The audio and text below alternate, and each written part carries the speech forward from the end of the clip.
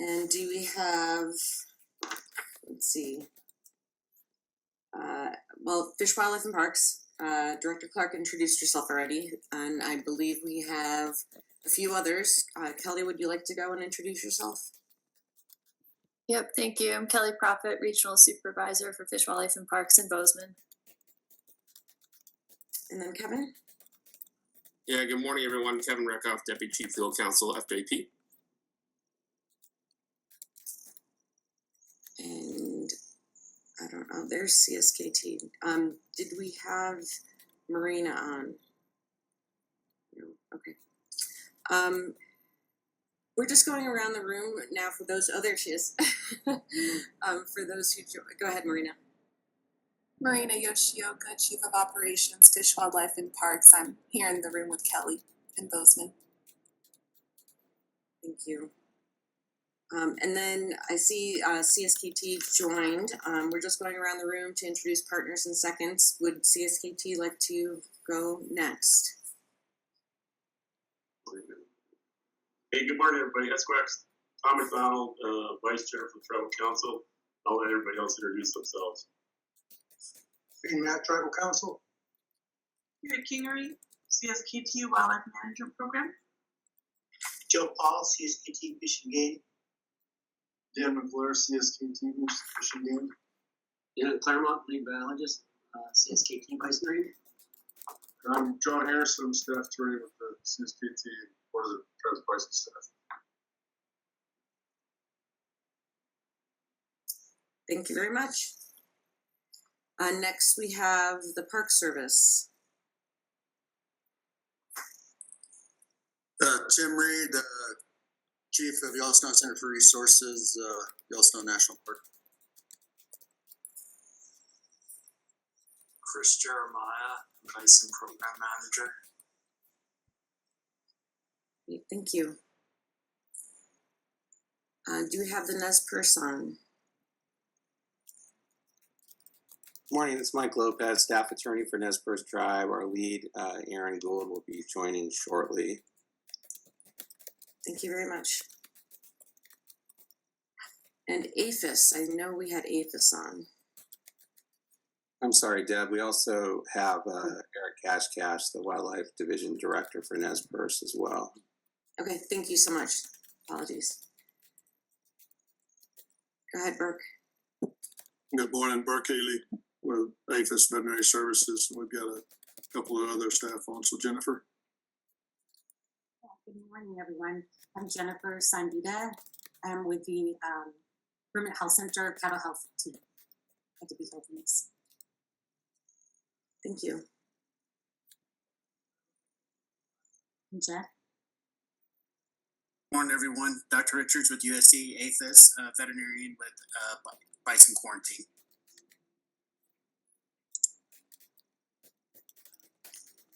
And then we have the Forest Service. Hey, good morning, everyone. Matt Jugger, Forest Supervisor here on Coastal Gallatin National Forest. We know we've got some other staff on as well, so let me kick it over to Mike Thome. Morning, everybody. Mike Thome, Gardner District Ranger.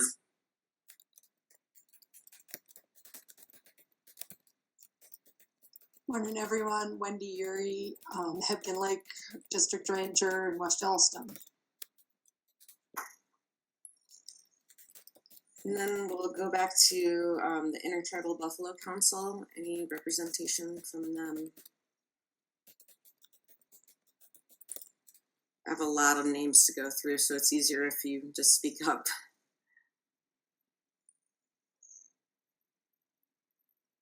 Okay.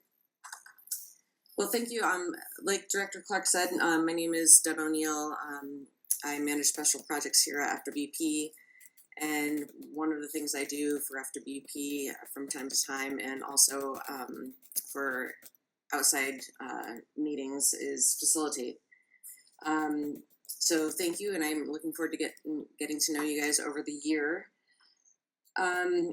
I think I'll just go over, turn this over to Director Clark for approval of the agenda. I do want to see if there's any changes to the agenda. And I just want to mention that we have a couple. One, under 1015 winter operations, it said my name. I think Julie used to like really facilitate that heavily, but really it's you guys. I'm just leading the conversation, so that really should say the discussion leads are all of you, and I'm just facilitating that just like I am for the rest of the meeting. And I think that, and we'll take a break also if we need to after about an hour and a half, so that's not on the agenda, but if we need to, we will be doing that as well.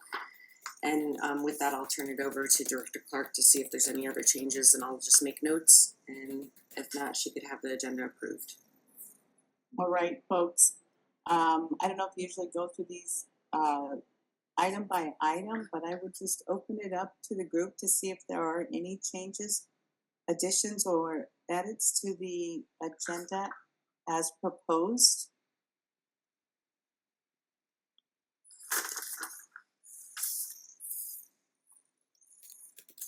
Okay, seeing none, we will proceed with the agenda as it's drafted, with the one exception that Deb mentioned.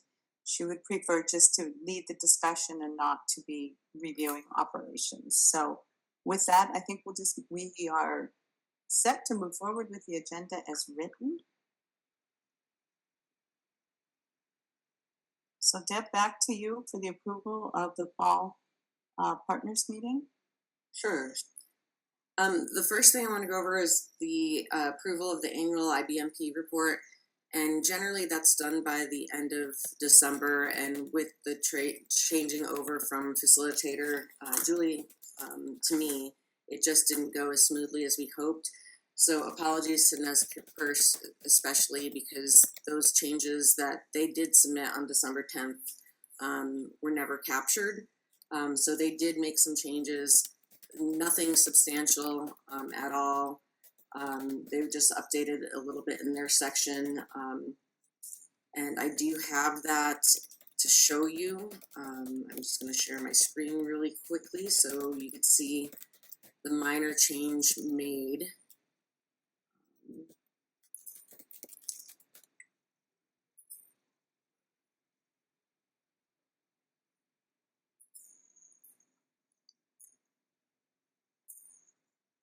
Can everybody see the blue and yellow screen now?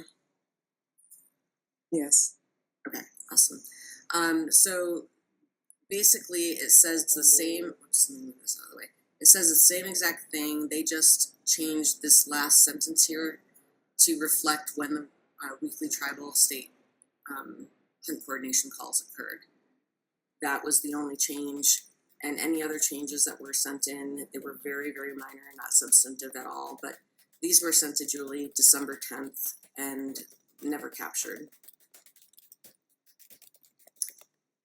And if everybody is comfortable with this change, I'm going to stop sharing. If everybody is comfortable with this change, I would ask if we can approve the annual IBMP report that should have been approved in December of 2024.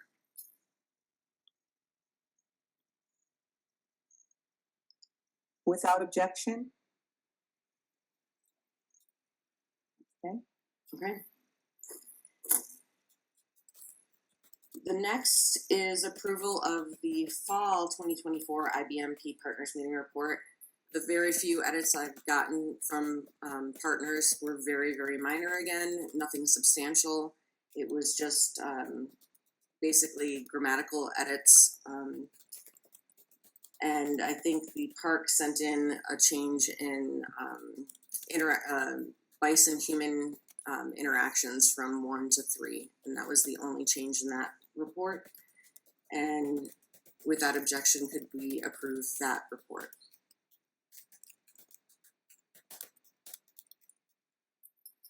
Okay. And the last thing in this section would be the annual calendar that you should have gotten an email from me. And that just outlines the due dates and the meetings for the upcoming year. And if you have that before you, I'm just asking for approval again on that. So without objection, can that be approved?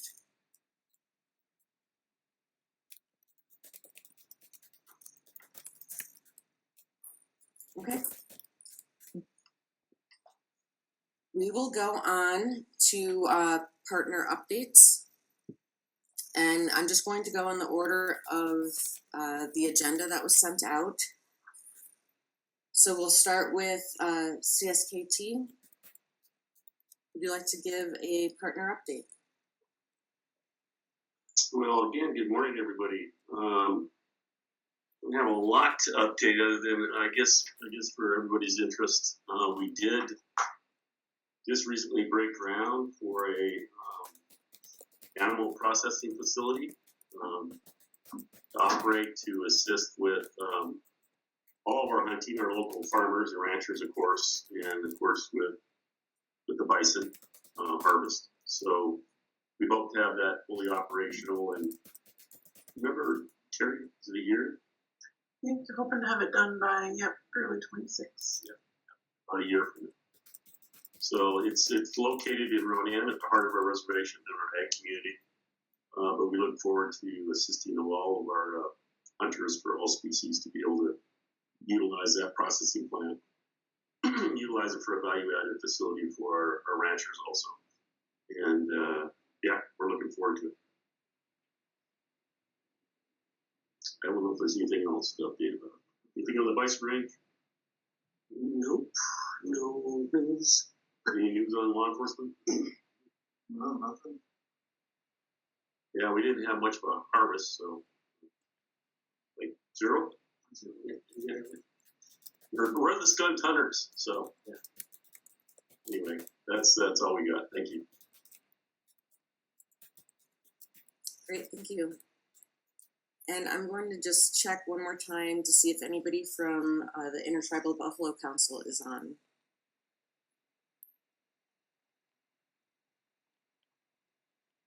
Okay, so we will go to Department of Livestock and the Board of Livestock.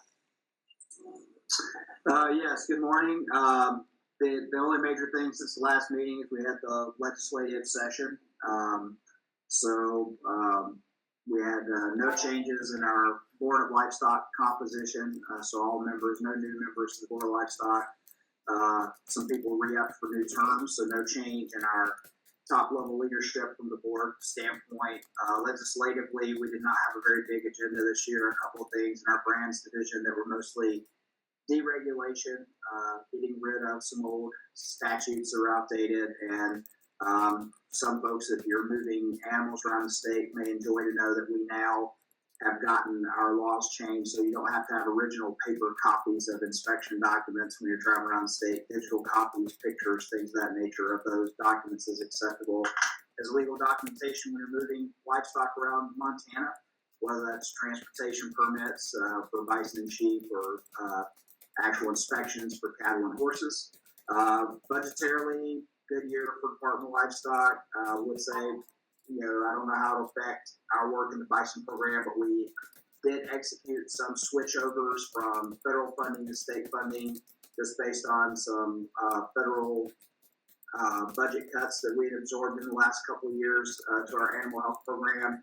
Probably the biggest issue there was transferring most of our emergency disease preparedness program from federal funding to state funding so that we can continue that without disruption.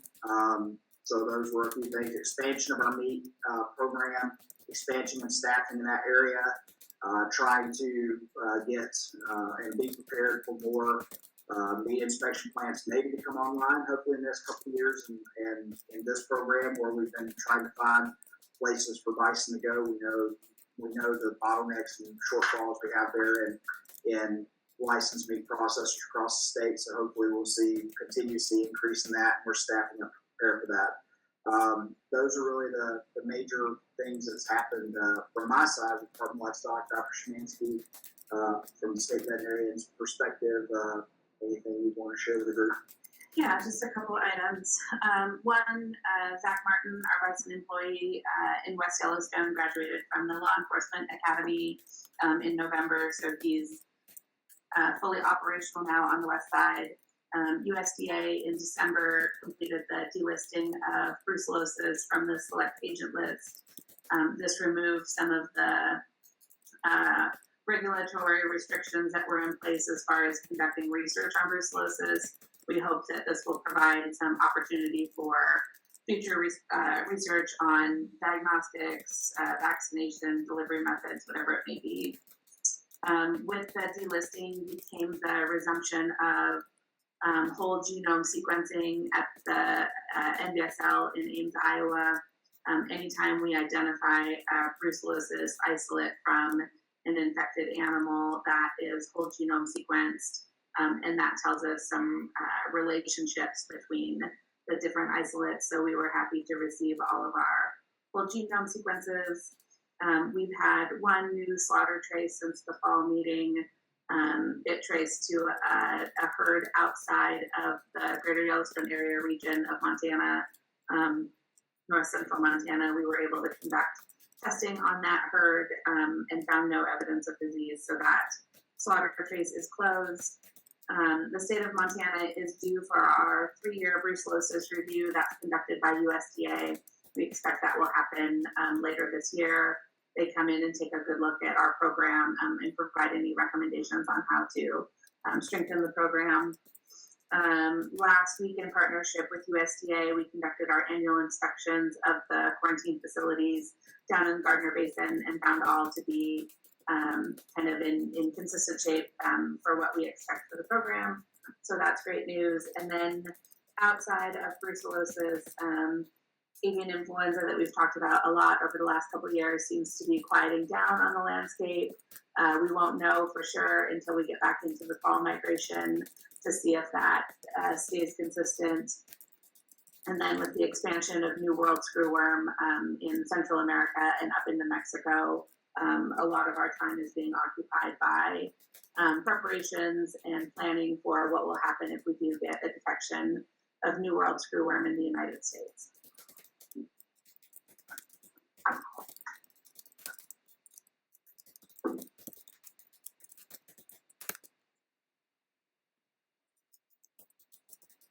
Next, oh, I'm sorry. Okay, next would be Director Clark. I'm sorry, I was muted. No worries. Yeah, good morning again, everybody. We also, like Department of Livestock, recently wrapped up a legislative session. It was a really good session for us. Our team worked really hard to help the legislators understand our priorities, and our budget came out mostly intact. It does include some new FTEs for enforcement, as well as additional staff for communications and education. So we're really pleased with the wrap up of the session. Since we met last time, the Fisheries Division is entering a new field season in Southwest Montana's River Research Project, and they're exploring mortality and recruitment in the Jefferson Basin. And for a Wildlife Division update, they concluded their statewide grizzly and wolf plan, and they're currently in the initial stages of developing the mule deer plan. Public input workshops have just begun this week, and we're always happy to hear from public and gain input on those plans as we move forward. And in our Parks Division, we hired a new Parks Administrator. Her name is Renee Lemon, and she's doing a great job so far. That's it for our update. Thank you. Thank you. Next, we'll move on to the Park Service. Yeah, I think most of our updates can be covered under the winter operations, but we're currently consumed with ramping up for what we anticipate to be a busy summer season in terms of bison-related staffing and changes in that regard. Dan Kowalski, who was one of the senior law enforcement staff that interfaced down on our boundary during the winter operations season, has moved to the Forest Service, not far away. Unsure what his engagement will be in the future, and we'll be looking to fill that position. Otherwise, operations normal for this time of year. Again, during the winter ops update section, I think we'll have more to say. Calving is occurring in our bison quarantine facility, in the park, and elk are starting to calve. End of update. Thank you. And now we'll go to Nez Perce. Good morning, everyone. Thank you. First, the Nez Perce tribe held its general council May 1 through 3, and during the general council, the tribal membership elects its leadership. So it elects 3 new NEPTEC members for a 3-year term, and one of the new members is Aaron Gould. He's been elected for a 3-year term, and he has also been appointed by the NEPTEC as the IBMP delegate for the Nez Perce tribe. So he will be replacing, or has replaced, Ashton Bicard as the primary delegate. In terms of the season, the Nez Perce tribe harvest during 2024-2025. The season opened on September 3rd in Gardner and West Yellowstone, ended April 13th. The first bison was harvested on March 3rd. Most of the bison this season were harvested in West, with a few on the north side. So a total of 33 bison were harvested for the Nez Perce for the season. So that's all I have to update now, unless Mr. Cash has anything additional.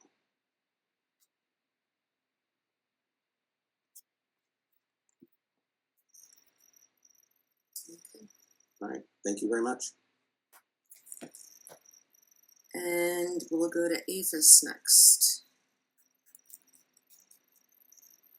Good morning. I can give you an update for us. The revised program standards for brucellosis, which includes the new quarantine procedures for male bison, has been drafted and is with our regulatory staff, and it's expected to be published quarter 3 of 2026. And just following what the National Park Service reported, we were able to transfer 768 bison into the tribal food program. Additionally, 97 bison were placed into quarantine in Gardner, Montana, at both the APHIS and the Yellowstone National Park facilities for the bison conservation program. And then we ended up getting 17 new animals into quarantine this spring. That will be our fiscal year FY 2025 cohort, and we anticipate 37 cow calf pairs that will be available to transfer in 2026. That's all I have to report, unless there's any questions. Thanks. Okay, and we'll move on to the Forest Service. All right, good morning, everyone. Again, Matt Jugger here, Forest Supervisor on the Custom Gallatin. So, most folks know I replaced Mary Erickson back in August. My first time engaging with you all, part of IBMP. I wasn't able to attend last fall's meeting. I just had some private commitments, just moving in here to Bozeman. So, I can give you kind of some high-level inputs here from the Custom Gallatin, and looking at all things related to challenges with restructuring the organization, as most federal agencies are going through right now. But that's a big piece for us as we navigate the uncertainties. I will say, I'm going to kick it over to Mike and to Wendy as well, because they're involved in all things bison related on their units. But, project-wise, there's a ton of stuff going around in Hudgen, up in Lake District, as well as some newer projects coming in from the Palmer area around the Gardner District. Other than that, Wendy can give some updates too, some things are in Hudgen, but we're just navigating through the challenges around restructuring, and most folks know too, our regional office Missoula lost some significant staffing as well. So we're managing through that. Still going to have a ton of good work, planning for a busy season for recreation, all things here. So I'll leave it there, pretty high level. But let me kick it over to Mike first, and then I'll go to Wendy and give some updates there. Mike, can you kick it to you? Yeah, morning everybody. Kind of as Mike Lopez shared, a quieter season on the the hunt on the north side, so all went smooth from the Forest Service aspect there. Yeah, Matt sharing, we're starting to just begin our process to look at a Bear Palmer vegetation management project that's up and around the Jardine area. So folks look for engagement on that, and in the next several months as that project and dialogue gets kicked off there. For this group, I'd add, this is Matt's first meeting here. This will be my last meeting. I'm headed down to the Bighorn National Forest in probably 6 weeks from now. So been sitting here with IBMP for 8.5 years now, which has been super educational, challenging, enlightening, as everybody knows. So I'm going to leave it at that and kick it over to Wendy for some Hebgen Lake thoughts.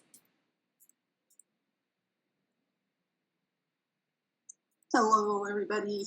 I guess with it being quieter on Mike's end of the world, it was a little busier here on the Hebgen Lake district, especially this spring with hunting. I think things generally went quite well. Made a few opportunities for education about travel management and not driving on snowmobile trails, and some very minor food storage issues, but all in all, I think it went quite well.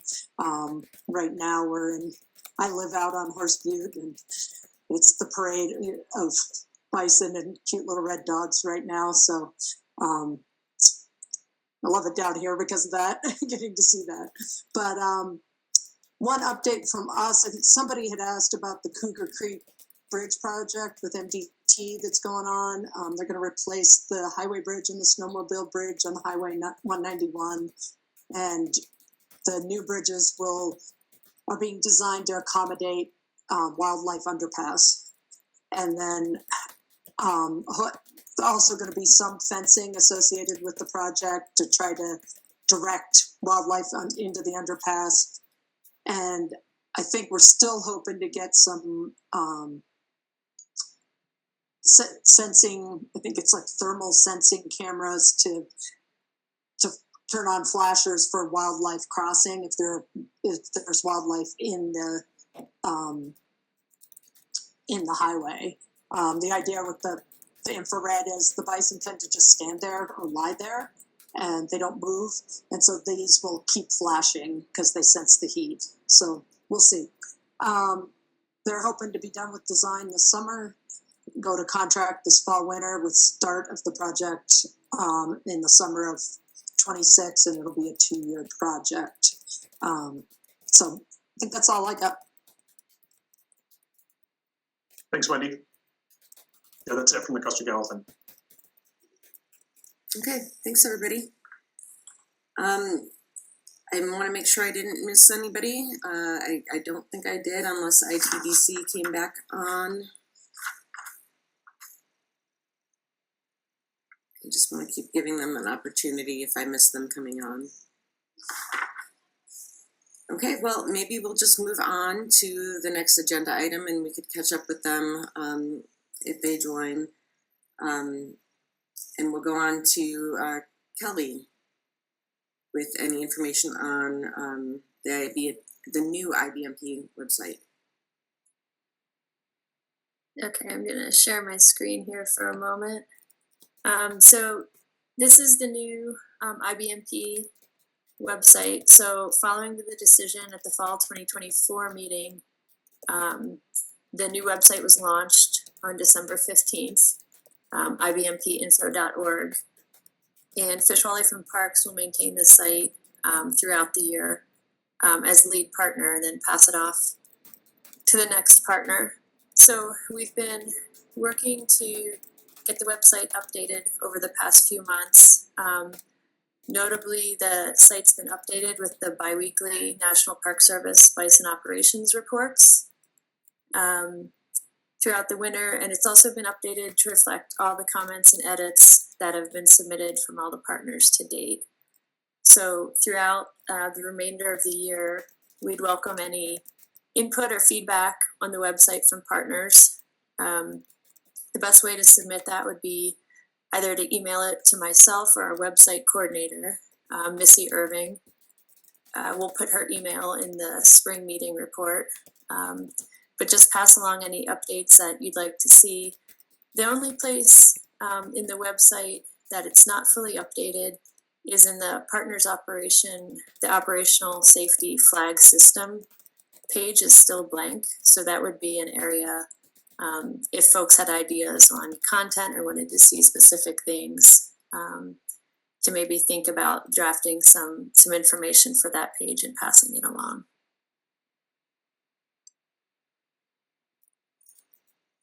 Are there any questions or comments on the website as is, or did we miss any, again, in that handoff phase, did we miss any comments of yours that weren't captured in the update?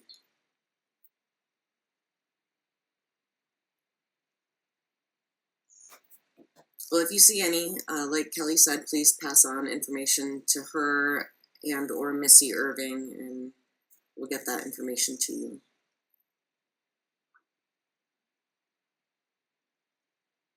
Okay, we're flying right along. We'll go on to the winter operations, and I think I'll just go again in the order that is outlined in the operations plan, just to make things easier. So I will go ahead and start with CSKT to talk about any of their operations to date.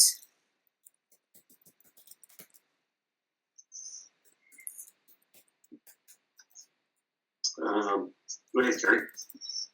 I don't have any. As far as the wind drops, I think it would just be a recap of our hunting success.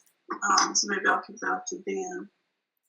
We're gonna toss it around the table, I guess. I don't have anything that's gonna make any difference.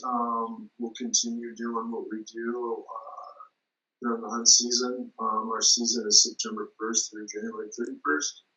And the wardens are on the ground in all of the month of January while that's happening, and we'll just continue to do that and monitor the hunt as it happens.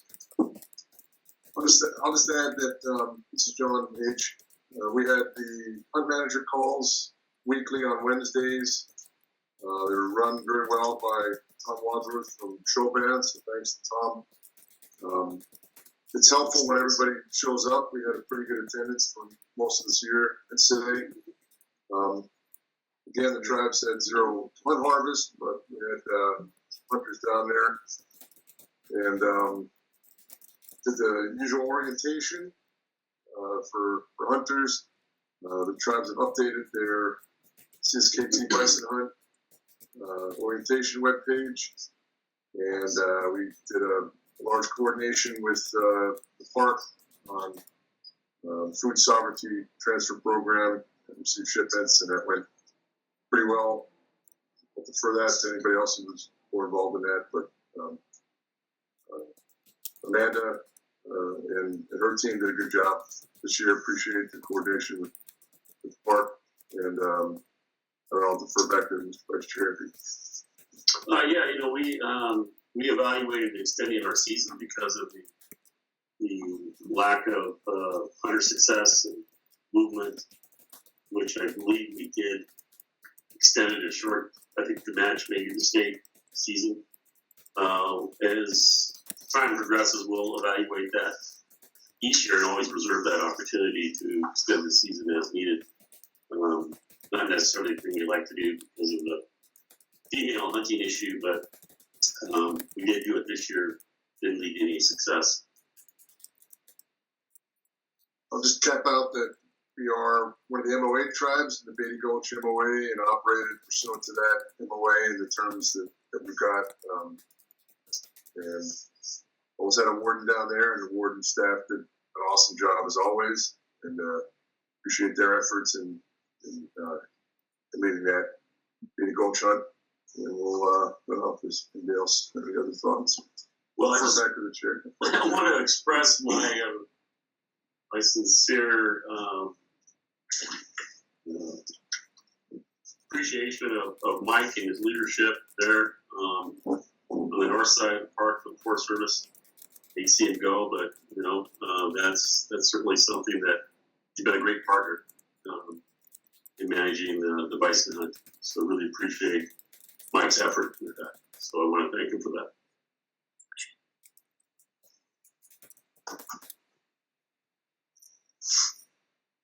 Okay, well, thank you guys. We'll move on. Again, I'm going to check in with ITBC.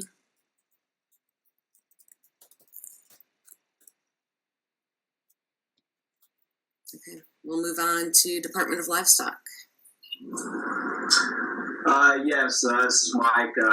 Nothing really for me to report. I'm going to turn it over here to Dr. Shemansky because she did a good job of keeping everything off my plate this year, presumably because smooth year from my perspective because nothing really rose to my desk this year. But that's probably a product of how good Dr. Shemansky and team were working. So, Dr. Shemansky. Yeah, thanks, Mike. No bison in Zone 3 at any time over the winter season, so that is good news from our perspective.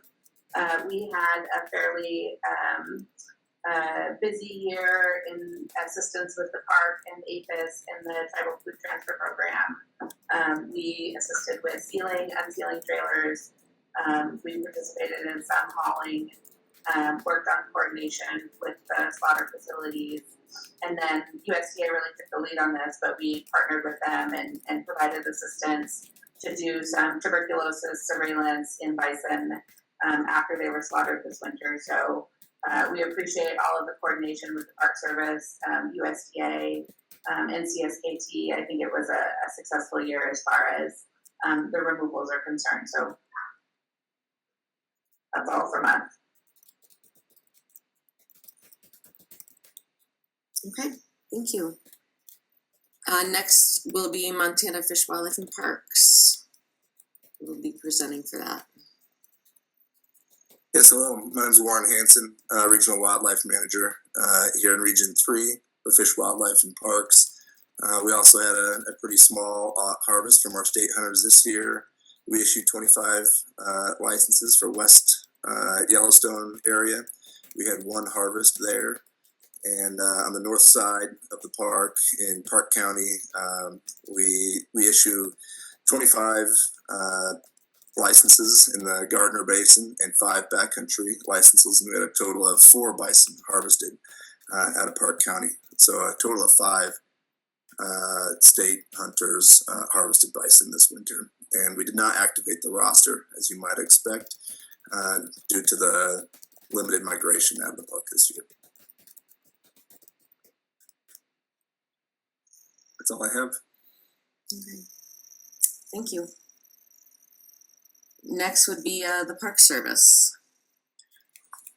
Yeah, Chris Jeremiah will carry the load on our winter operations update, which we're busy this winter operating under our new bison management plan that guides actions within the park. Operating within the framework and support of the IBMP and IBMP partners. First, I would tag on to Tom McDonald's appreciation of Mike Thome as a steady, collaborative, and accessible partner over the years. Appreciate that, and see you down the trail, Mike. Best wishes from the park. With that, Chris Jeremiah, Bison Program Manager.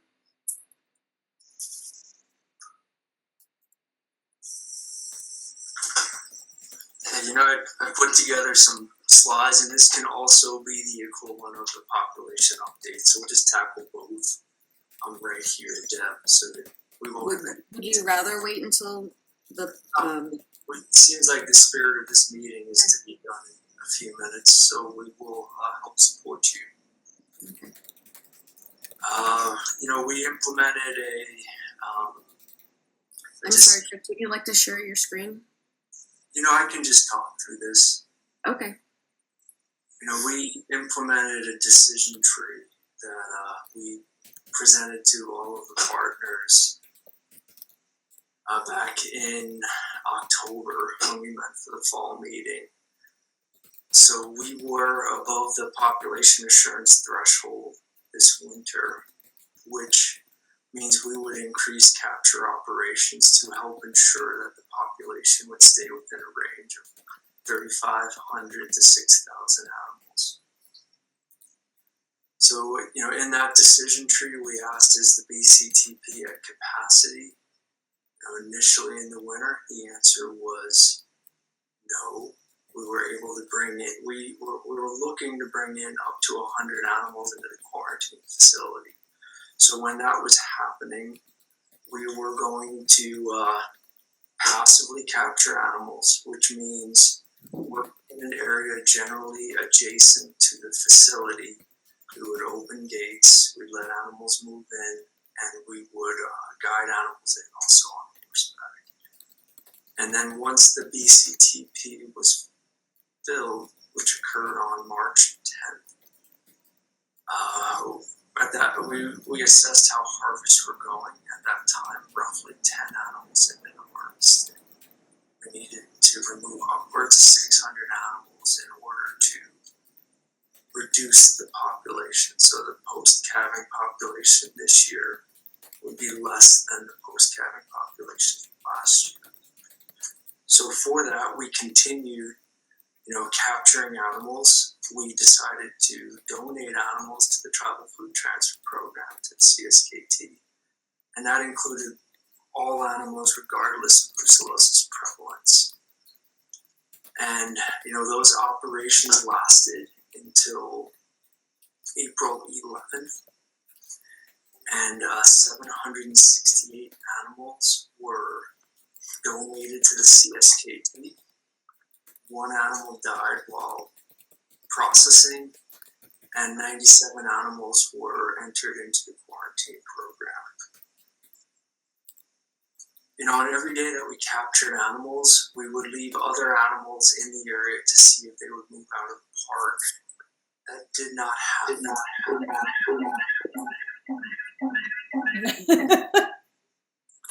That did not happen regularly. We track that on a daily basis. We estimate that the bison population is currently around 4,300 animals. And we will complete summer censuses later this year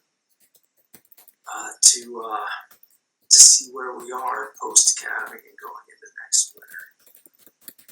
Currently in the BCTP, we have 165 animals in the bison facility. We're expecting about 145 to 150 animals to complete the quarantine process this calendar year and be ready for disease certification or clearance by the state of Montana.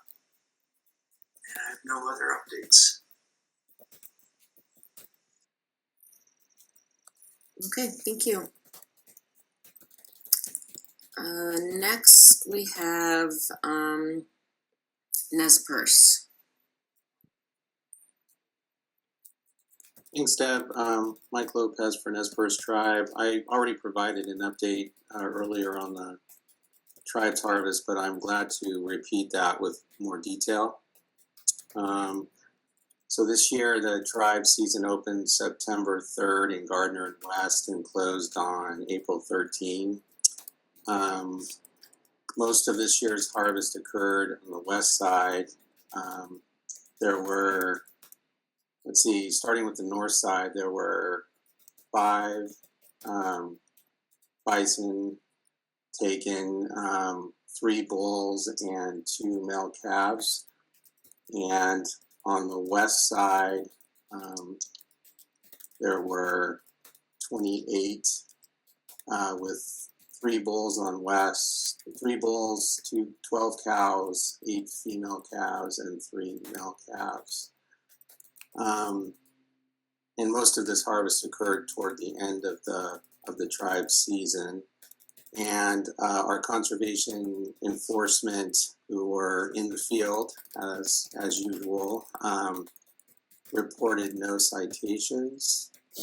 And I think that's about it. I would like to just add to CSKT's and Park Service's remarks and thank Mike for his service and working with him over these years, and wish him well on his next chapter.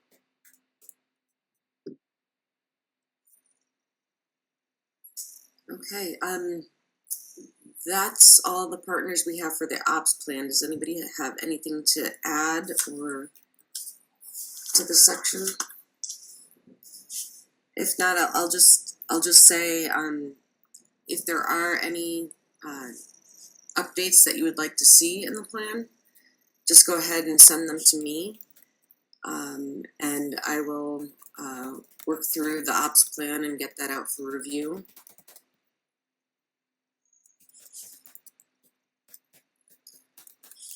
Anything else in this section? Okay. Hi, Deb. This is Dr.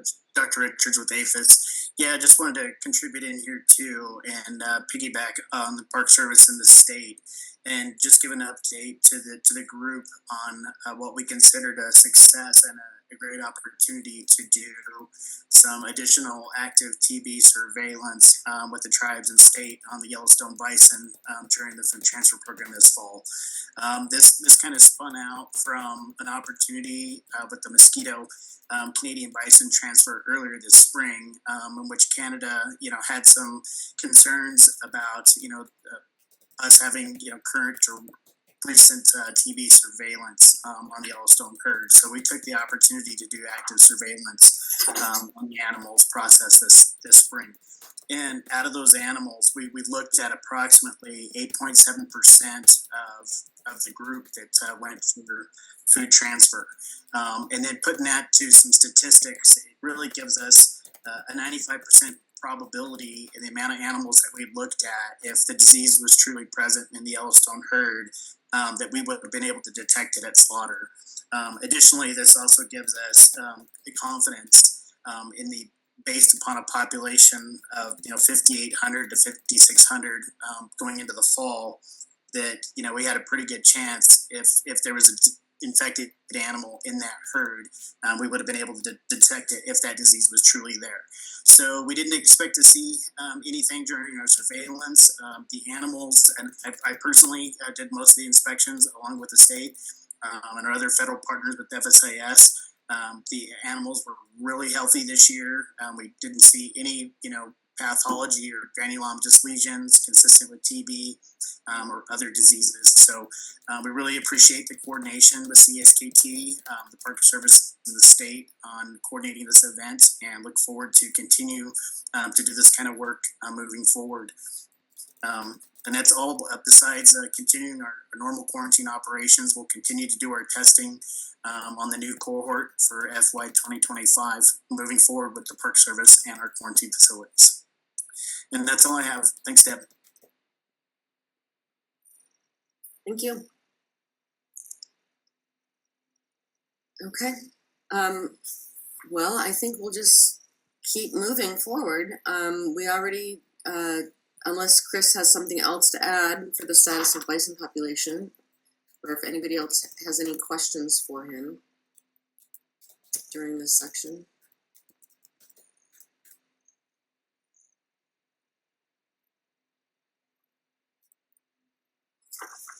You guys are making my job easy today.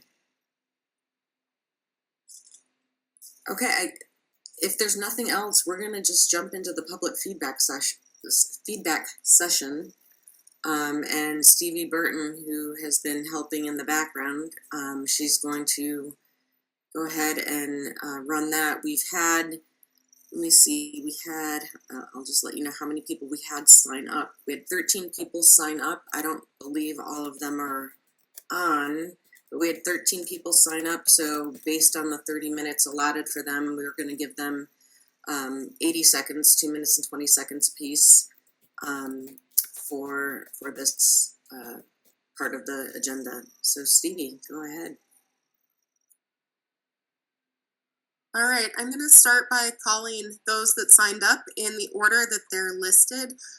If I can identify who they are by the name on the screen, I will unmute you. Otherwise, I might need you to raise your hand so that I can call on you. First is Carrie Freeman. And I don't see Carrie in the list, so if you are there, could you raise your hand?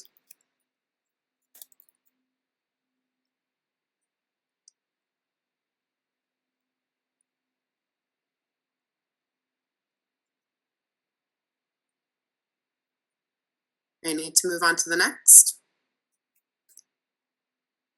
The next that comes up is Lee Fulton.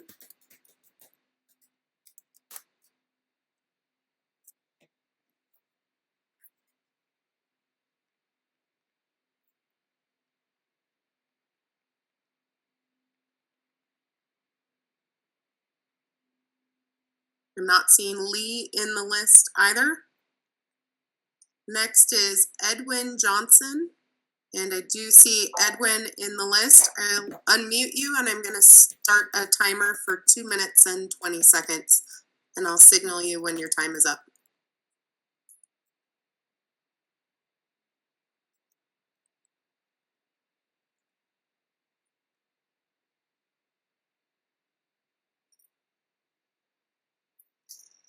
Edwin will need to unmute.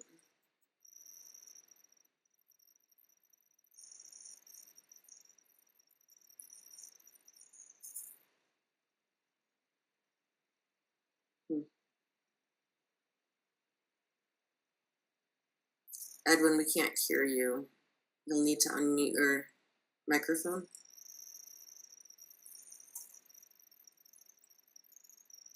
Okay, maybe we could come back to him. All right. Okay, next on the list is Edward Loosely. And I don't see Edward in the list. If you would raise your hand.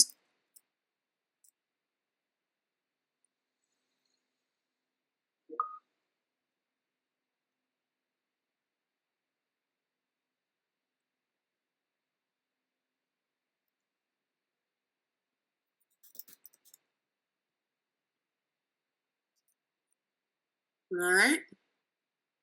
Moving on to the next, Jaden Medicine Elk.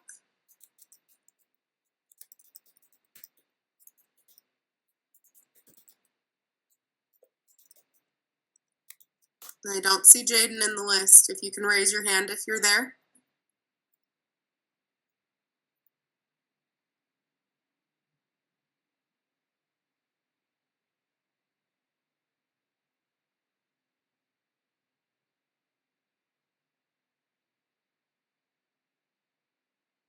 Ah, got a hand. That's Stephanie. I think she's Stephanie? later on the list. Yep. I do see Stephanie listed later on the list.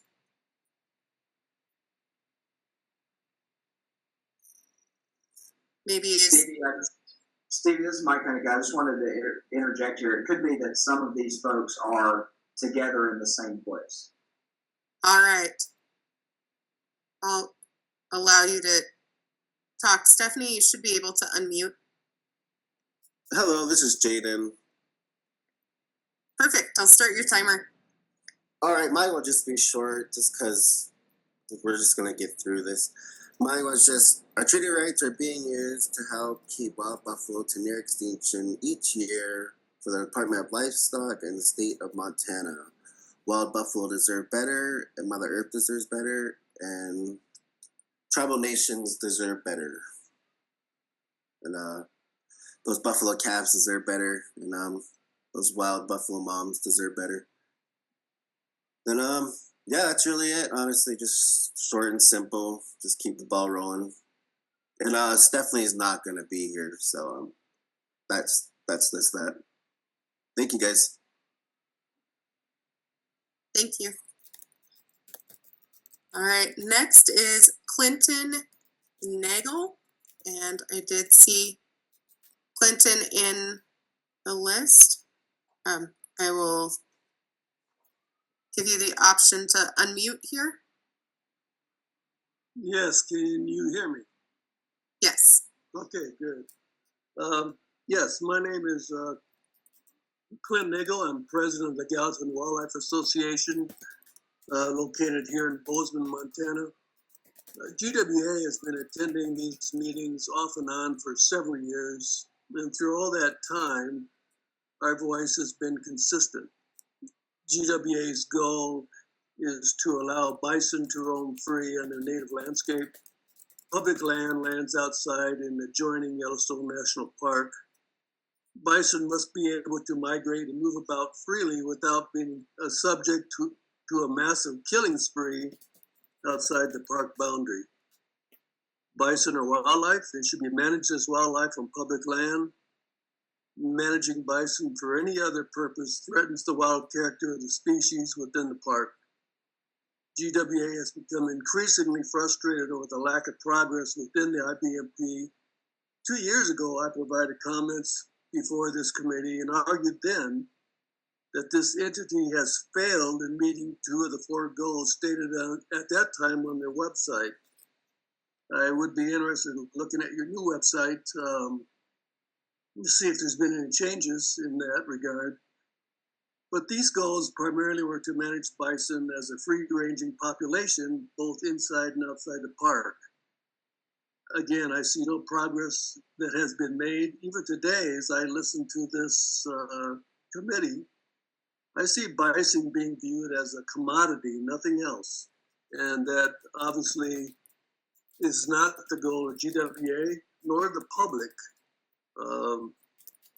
I urge the IBMP to refocus their energy and try to get bison to be able to move freely outside the Yellowstone National Park and return some respect and honor to the species that it deserves, because it sure isn't getting it here. Thank you. Thank you. Next on the list is Dagmar Riddle. You would raise your hand if you were present.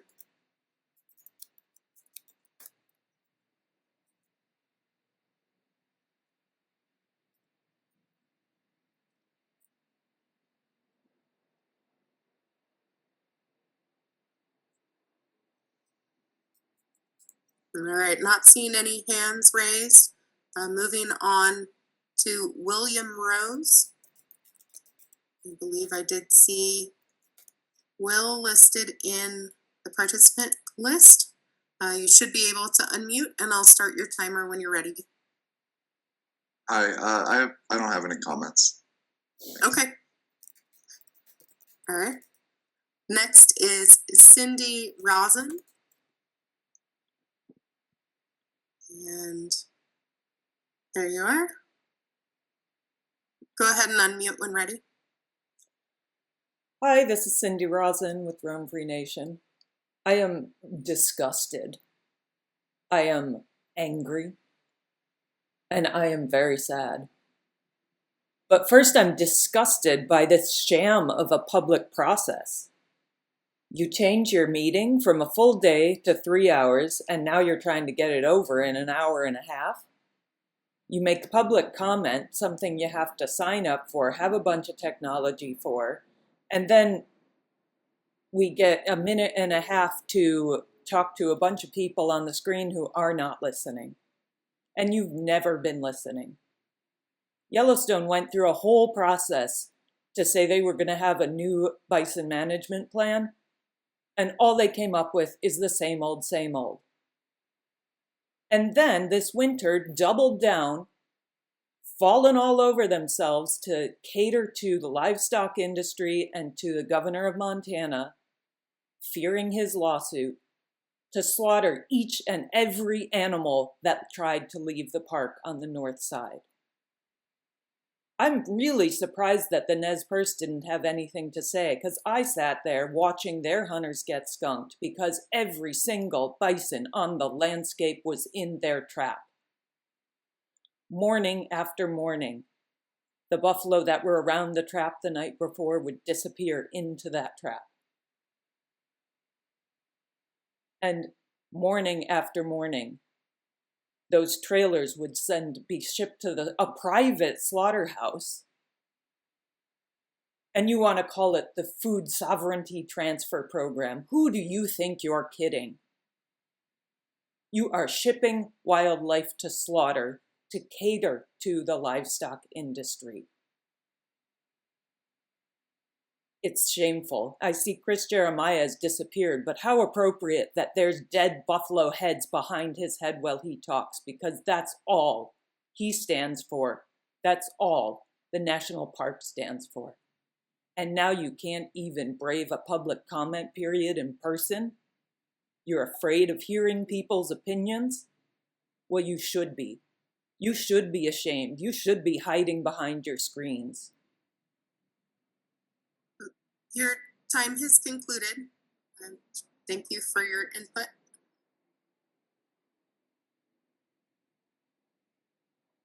Next on the list was Stephanie, and her Jaden's earlier input, it sounded like she was no longer available. Moving on to Thomas Wadsworth.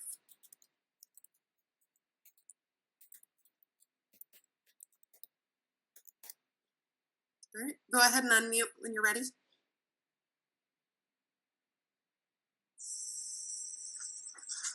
Just quickly, Stevie, Thomas is part of one of the Hunt tribes. Just a suggestion to the other primaries that we have never put a time limit on their ability to speak. I think that would be quite a divergence from what we've done. And do any primaries have issue with limiting Mr. Wadsworth's time? That is true. He didn't indicate that, so I apologize. So if he's part of a treaty hunt tribe, we do not limit that.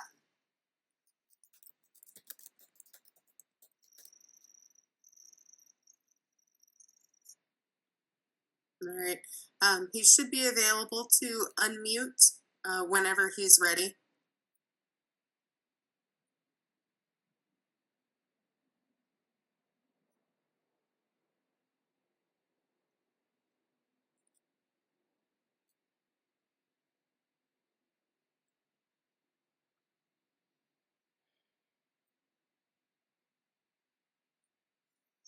Should we circle back if he's currently unavailable?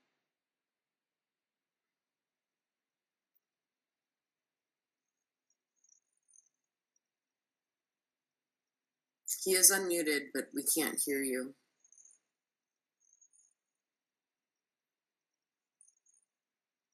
We could circle back to him. Okay. I also received a message that the next one on the list didn't actually wish to speak and signed up accidentally. Next is Vanya DeJung.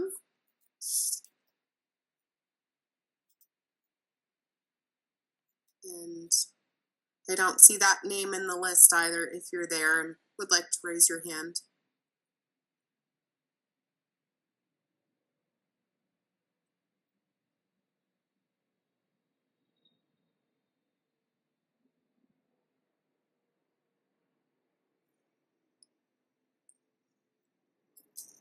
Stevie, I suggest you try to go back to Edwin Johnson again and then Thomas Wadsworth. Okay.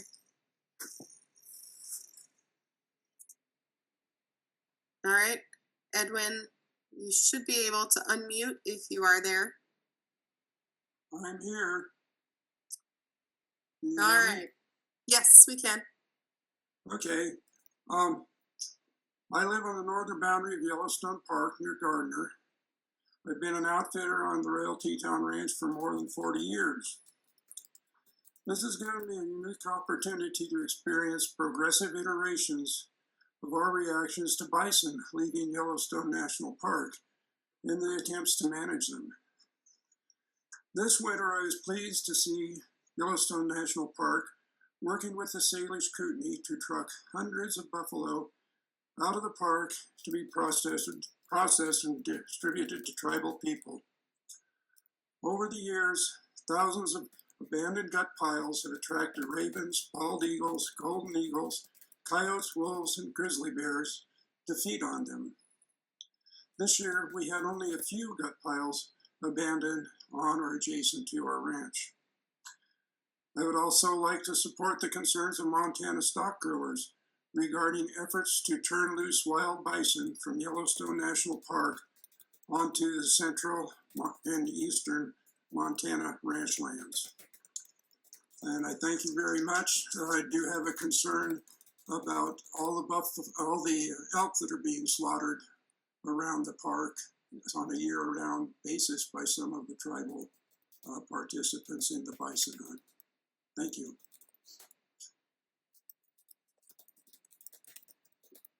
Thank you. All right, going back to Thomas, if you are there.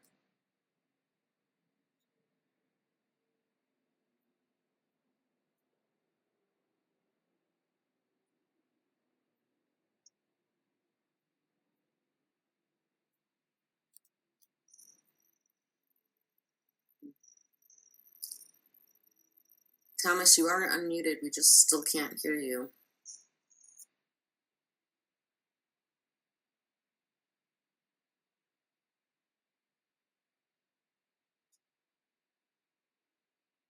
I just spoke with Tom. He said his mic is not working, but he's trying to figure it out.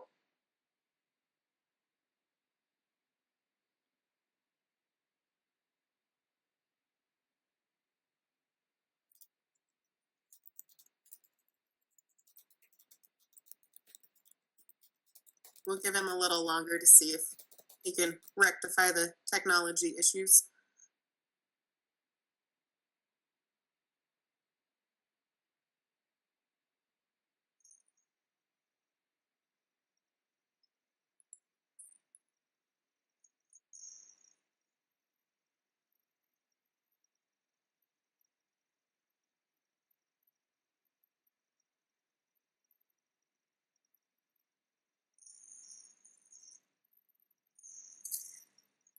Maybe I could suggest, Brad, since you've spoken with them, if you could ask him to disconnect and reconnect, maybe that would help.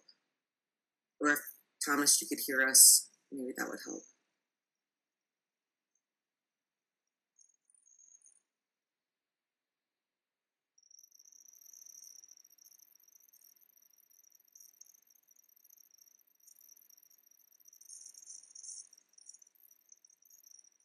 Okay, I think we're gonna have to just move on. If he does disconnect and reconnect while we're still meeting, then if the primaries are okay with it, we could let him jump back on. If you're not okay with it, please let me know, indicate by saying something. I can't see everybody's head, so. Okay, I'm gonna assume we're okay with it if he jumps back on and we can hear him. So Stevie, if you could keep an eye out for him re-entering and let me know when he does so we can get him on there. We don't really have much more to do to talk about. I just wanted to again go over the action items. If you have anything to update or edit the operations plan, please get that to me. I will, of course, turn around the draft report to you guys quickly. We'll need to have that prepared and drafted by all of you and posted by June 13th. So I will turn this around pretty quickly. It shouldn't be that difficult. We will share the meeting audio recording also with you and have the link in the spring meeting report. And then really, other than turning it over to Director Clark, that is all I have. Are there any questions before I turn this to Director Clark for a closing? We do have a phone number that is new to the participant list that just dialed in. This could potentially be Thomas, and we also have a hand raised.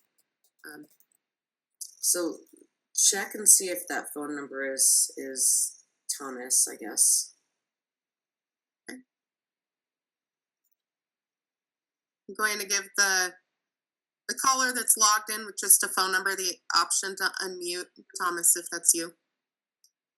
Hey, hello. Hey, hello. Hey, hello. We can hear you, but you're gonna have to mute your computer. Okay, I just did. Hey, this is Tom Wadsworth.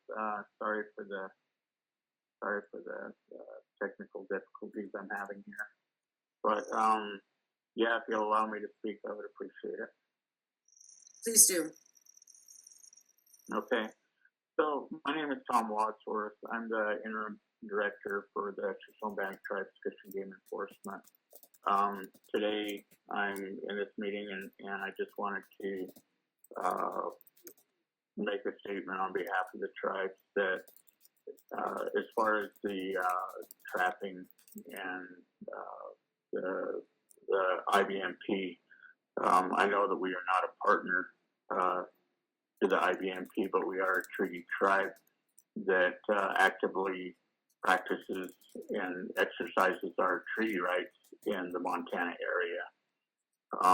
And with that, we always will promote bison on the landscape.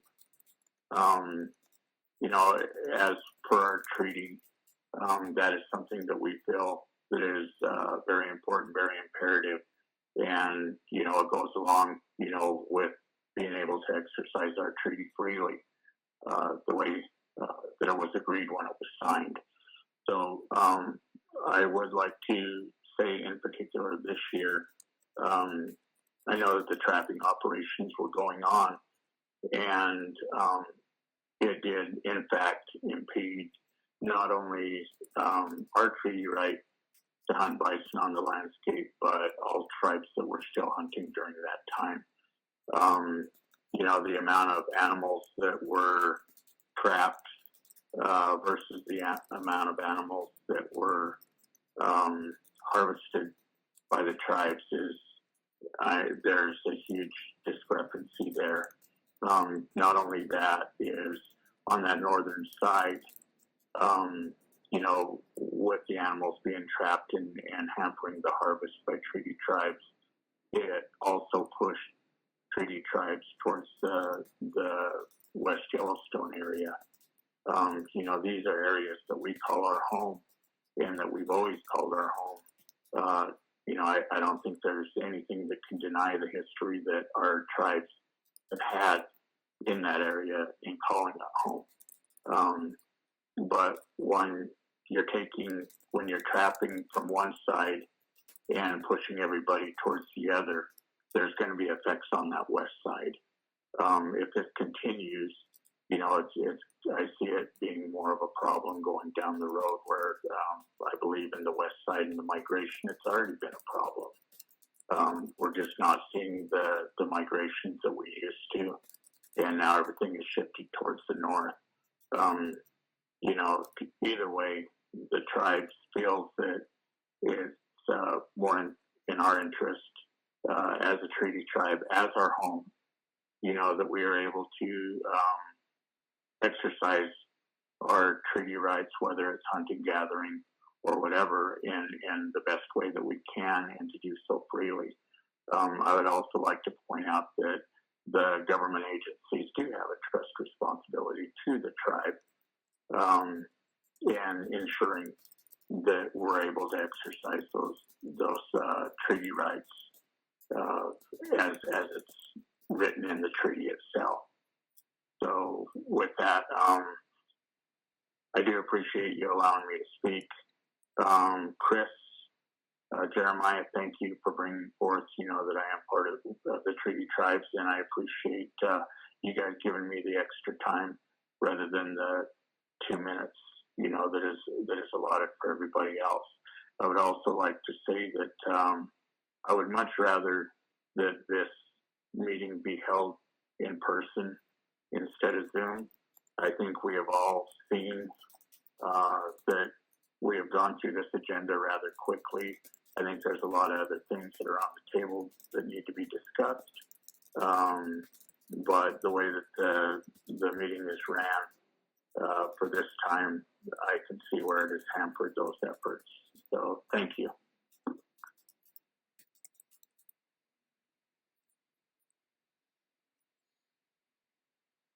Thank you. I see that we have one additional hand raised who is not on the list of those who had registered to speak. I will unmute you quickly enough to see if you are a treaty hunt tribal member to also have that same opportunity to talk. Otherwise, this will conclude the list of those who've registered to talk. So Jeff Abrams, I'll give you a moment to let us know. Yes, hi everyone. Thanks for the opportunity during the last couple of years. Idaho Conservation League has attended the IBMP meetings with much interest. I'm tuned in from McCall, Idaho. I'm sorry, Jeff. Yes. We asked for people to pre-register, so unless you're a Treaty Hunt tribal member, the primaries would have to decide if they would allow you to speak because you did not make the registration deadline. Okay, I would just offer up that that's never been part of protocol during the in-person meetings. There's always been an opportunity for folks to sign up during the meeting and a call at the end of public comment for additional folks had they not got on the registration list. So I will ask the primaries if we have time. So is this okay to allow Jeff to speak during this time? I know when we had the in-person meetings, the registration was generally that morning right before the meeting. You had to sign up. No objection from Department of Livestock. No objection from FWP. Okay. No objection from the Forest Service. No objection. First. Okay. No objection from CSKT. No objection from EFIS. Or just let the guy fucking talk.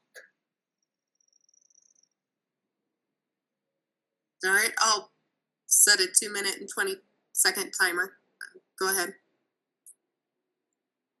Yes, thank you all. Appreciate it. So again, my name is Jeff Abrams. I'm the Wildlife Program Associate at Idaho Conservation League. We are a state-based nonprofit that's done work in Idaho on a lot of different conservation issues over 50 plus years.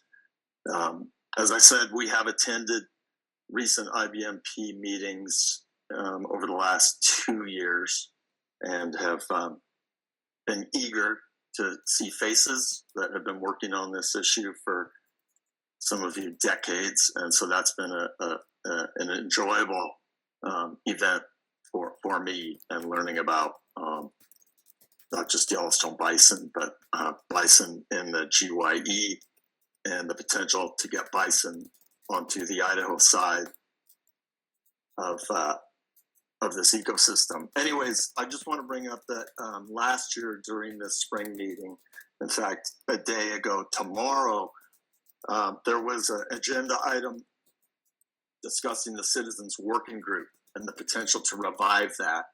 There was a fair bit of support for that idea. So one, I'm wondering how agendas are set for this meeting. And two, I'm wondering what that particular agenda item, as discussed in last spring's meeting, has progressed in terms of internal discussions with IBMP and what the potential is to revive that Citizens Working Group. Thank you. Thank you, Jeff. I think that concludes the public feedback session. That does. Thank you very much. I can just address something from a facilitator's standpoint quickly. Generally during obviously the public feedback session, it's up to you guys, the partners, if you want to engage and have questions, and that's completely fine if that's what you decide to do. I will just weigh in on the agenda quickly.